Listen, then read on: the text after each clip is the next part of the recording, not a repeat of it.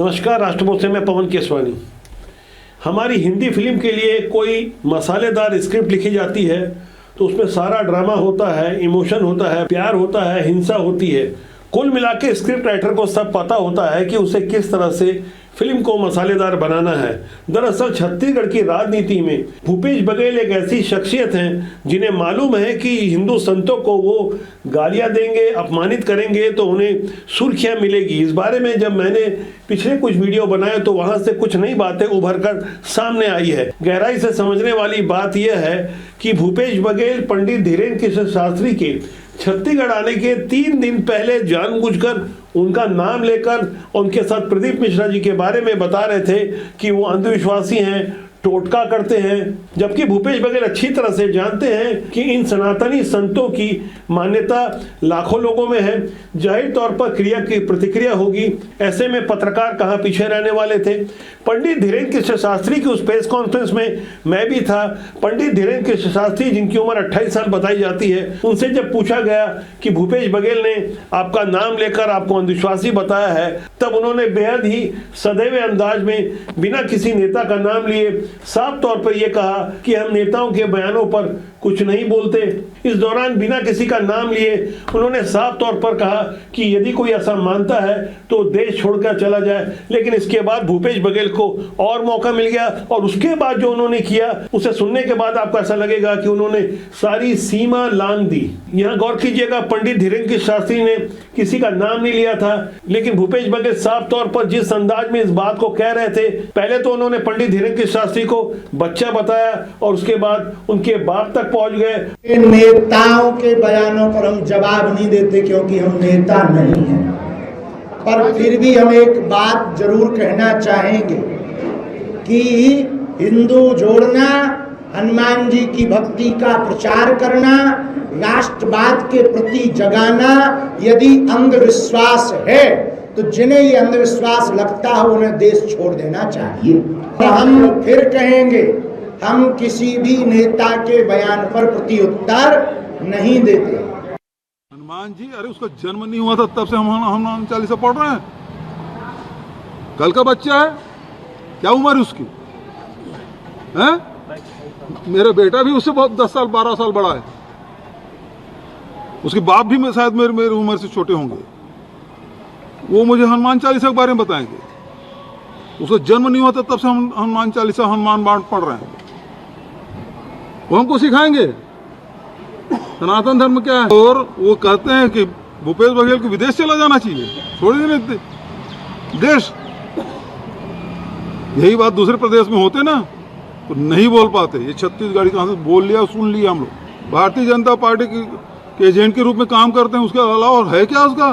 धार्मिक क्षेत्र में काम करने, किसी भी हमारे जो साधु संत हैं, मठ में बैठे हैं, है ना, उनसे शास्त्रार्थ कर ले। मेरी चुनौती है। ये पैसा बटोरने आते हैं। तो भूपेश जी बता रहे थे कि दूसरे प्रदेश में बोलकर दिखाएं, भाजपा के एजेंट हैं, पैसा बटोरने आते हैं।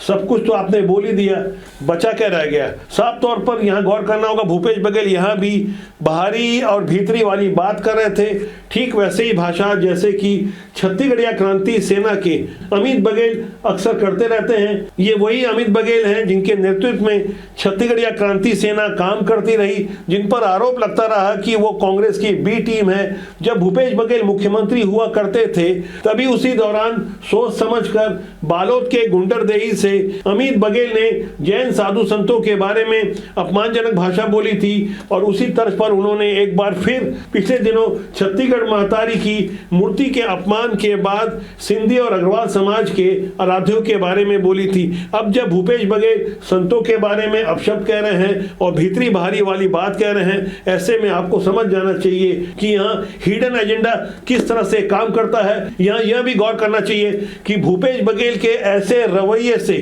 कहीं ना कहीं कांग्रेस छत्तीसगढ़ में बुरी तरह घिरते हुए नजर आ रही है, बैकफुट पर नजर आ रही है। शायद भूपेश बघेल को ऐसा लग रहा होगा कि वो ऐसी अपमानजनक और विवादित भाषा बोलकर वोटों का पोलराइजेशन कर लेंगे, अपनी स्वीकार्यता बढ़ा लेंगे, लेकिन छत्तीसगढ़ की जागरूक जनता को ये सारी बातें समझ में आ रही है। साफ तौर पर जिस तरह से धर्म विरोधी भाषा भूपेश बघेल सोच समझ कर बोल रहे हैं, ऐसे में प्रसिद्ध कार्टूनिस्ट सागर कुमार भला कहां चुप रहने वाले थे, तो उन्होंने भी इस समसामयिक मुद्दे पर कुछ बेहतरीन प्रस्तुति दी है। जैसा कि आप इस पोस्टर में देख सकते हैं, एक तरफ भूपेश बघेल कार्टून में नजर आ रहे हैं जिसमें उन्हें हिंदू विरोधी बयान देने वाला बताया गया है।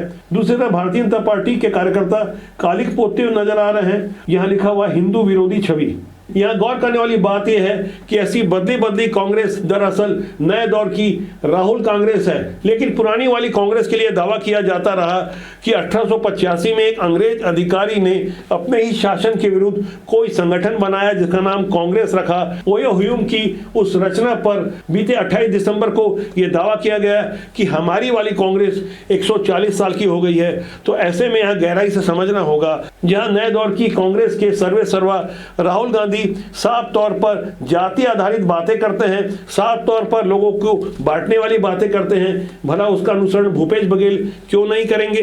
वैसे यहाँ यह भी समझ लेना होगा कि हमारे राजनेता किसी एक्टर से कम नहीं होते, जो अपना मूल स्वभाव छोड़कर वही बात करते हैं जो उन्हें राजनीति में स्थापित कर सके, जो उनके लिए राजनीतिक फायदे की बात हो। गौर करना होगा कि जब 22 दिसंबर को दुर्ग में भूपेश बघेल ने जानबूझकर राष्ट्रीय एसटी एससी ओबीसी संयुक्त मोर्चा की बैठक को संबोधित करते हुए पंडित धीरेन्द्र शास्त्री और प्रदीप मिश्रा के बारे में अपशब्द कहे थे, उन्हें अंधविश्वासी बताया था, उनके लिए कहा था कि वो टोटका फैलाते हैं।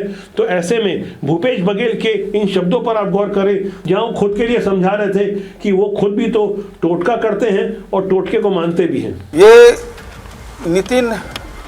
एक नितिन और बना था, नितिन गडकरी, है ना। ये हमारे शुभ संकेत है। नितिन गडकरी जब बना तो हमारी कांग्रेस सरकार बनी थी और चरण भैया केंद्रीय मंत्री बने थे, है ना। और ये दूसरा नितिन आया है, अब फिर से संकेत है कि हमारी सरकार केंद्र में बनने वाली है। तभी तो हमने पिछले एक वीडियो में कहा था, नेताओं की बात और गधे की लात का कोई भरोसा नहीं होता। ऐसे बदले हुए हालात में छत्तीसगढ़िया संत राजू लोचन दास का बयान लगातार सोशल मीडिया में ट्रोल हो रहा है। जब मुद्दा भीतरी, बाहरी और परदेसिया का हो रहा हो, तो ऐसे में लगातार क्रांतिकारी युवा संत राजू लोचन दास के मुखारबिन से निकली हुई इन बातों पर आप गौर करें। अब एक से एक लोग घूम रहे हैं जंगलों में, पैसा दे करके धर्म बदलने वाले लोग घूम रहे हैं। वो कहते हैं कि तुम अपने राम कृष्ण की परंपरा छोड़ दो, तुम अपने बूढ़ा देव बूढ़ी दाई की परंपरा छोड़ दो, तुम गौरी गौरा की परंपरा छोड़ दो, अरे तुम हिंदू नहीं हो, तुम मूलवासी हो।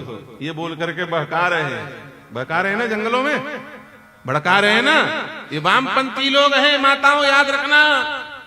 इस धरती के सबसे मूलवासी कोई है तो वो है महादेव बूढ़ा देव, और धरती की सबसे मूलवासिनी कोई है तो वो माता पार्वती गौरी हैं। हम उनके संतान हैं, गौरी गौरा के संतान हैं। इस परंपरा को मत छोड़ना। जब कोई बोले कि हम हिंदू नहीं हम मूलवासी हैं, तो बोलना हम बिल्कुल मूलवासी हैं, और हमारे मूल माता पिता हैं गौरी गौरा। कौन है ये वनवासी लोग? गौरी गौरा को मानते हैं कि नहीं मानते? बूढ़ा देव को मानते हैं कि नहीं मानते हैं? ये कौन है? हम उनके संतान हैं। हो सकता है कि संत जी की ये बातें कुछ लोगों को बेहद चुभे, जिन्हें वोट बैंक की पॉलिटिक्स करनी है। दूसरी तरफ संत हैं जो लोगों को एकजुट करने की कोशिश कर रहे हैं और समझाने की कोशिश कर रहे हैं कि सनातन की एकता से किस तरह से देश और समाज का भला हो सकता है। आज 2026 की पहली तारीख है, अंग्रेजी नववर्ष का पहला दिन है। ऐसे में जाते आते कबीर जी की इन वाणी पर हमें गौर करना चाहिए। मन से न बड़ा बहरूपिया कोई, पल पल रास्ता स्वांग निराली, माया मोह में उलझा रहे वो, पड़ जाए जो मन के पाले, मन के बहकावे में न मन रहा बुलाए भ्रम में डाले, तू इस मन का दास न बन, इस मन को अपना दास बना ले। यानी आज से सैकड़ों साल पहले कबीर जी ने कहा था कि मन को अपना दास बना ले। तो आज के अंक के लिए इतना ही। मेरा आपसे आग्रह है कि इस चैनल को देखने के साथ अपनी राय जरूर दें, क्योंकि राष्ट्रबोध आपका अपना जनमंच है, जहां से हम लोगों को अलग अलग क्षेत्रों में जागरूक करने की कोशिश करते हैं। खासकर राजनीति में अच्छे लोगों को सामने लाने के लिए लोगों को प्रेरित करते हैं, जिससे देश और समाज का भला हो। तभी हम बार बार लोगों से आग्रह करते हैं अच्छे लोग राजनीति में आए। राजनीति बुरी नहीं होती, उसमें काम करने लोग अच्छे या बुरे होते हैं। नमस्कार।